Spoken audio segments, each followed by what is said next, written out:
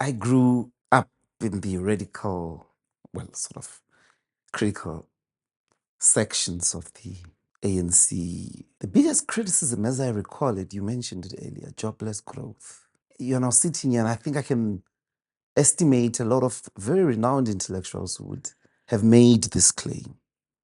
And we can check later, but one of the interesting books, interesting studies at the time, interesting thinkers would have been like Seekings and Natras. What is the real confusion? I've always struggled with the answer to that. I'm surprised that the state and the ANC of that era didn't make more of this. Later on, this would be after 2008, the narrative takes hold that everything has been a failure.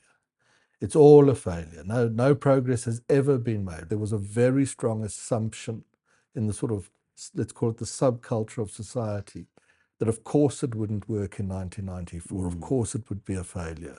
Look to the north, 50 failures. The fiscal prudence that I've discussed, that I thought was very wise, but escaped the trap of the dollar borrowing, was written off as a betrayal of the sort of ideals of what the revolution should be. From the left of the ANC, I can recall it. The criticism was very sharp.